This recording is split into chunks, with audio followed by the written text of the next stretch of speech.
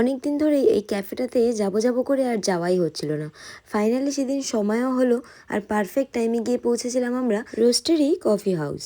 Actually সবার কাছে শুনেছিলাম স্পেশালি ব্রেকফাস্টের জন্য এই ক্যাফেটা খুবই নামকরা, আর স্পেশালি খাবার দাবার থেকে শুরু করে অ্যাম্বিয়েন্স নাকি খুবই ভালো, আর ছবি তোলার জন্য ওদের আউটডোর সিটিংটা একদম পারফেক্ট জায়গা।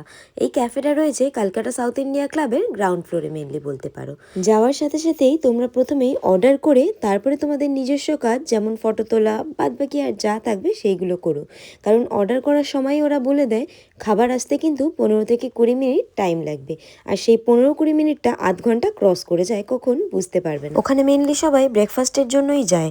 আমরা যেহেতু উইকডেসে গেছিলাম তাই আমরা অতটা ভিড় না পেলেও উইকেন্ডে কিন্তু মারাত্মক ভিড় হয়। আমরা দুটো নর্মালি ব্রেকফাস্ট প্ল্যাটারই অর্ডার করেছিলাম, যার মধ্যে একটা ছিল স্যান্ডউইচ প্ল্যাটার আর একটা কি ছিল আমার এখন নামটা মনে নেই, বাট দুটো প্ল্যাটারই আমরা দুজনে শেয়ার করে খেয়েছিলাম। আর টেস্ট অনুযায়ী যদি বলি, taste is too good. Taste নিয়ে কোনো কথাই হবে না। জায়গাটা খুবই সুন্দর, শান্ত স্নিগ্ধ, এরকম খোলা আকাশের নিচে বসে ব্রেকফাস্ট করতে বেশ ভালো লাগছিল। ব্রেকফাস্ট করতে করতেই আমি অর্ডার করে দিয়েছিলাম ওদের ওখানে সবথেকে নাম করা বা বেস্ট সেলার বলতে পারো ক্র্যানবেরি আইস টি।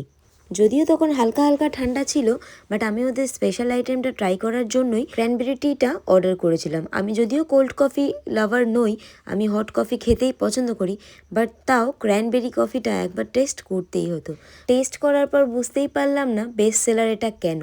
আমার সেরকম খুব একটা ভালো লাগেনি, তখন আমার মনে হলো এর থেকে যদি ক্যাপাচিনো অর্ডার দিতাম এর থেকে বেটার হতো। যাই হোক, all over food and ambience তো খুবই ভালো লেগেছিল আমার। আশা করছি আমি আরও একবার যাব ওদের অন্যান্য ফুড আইটেমগুলো ট্রাই করার জন্য।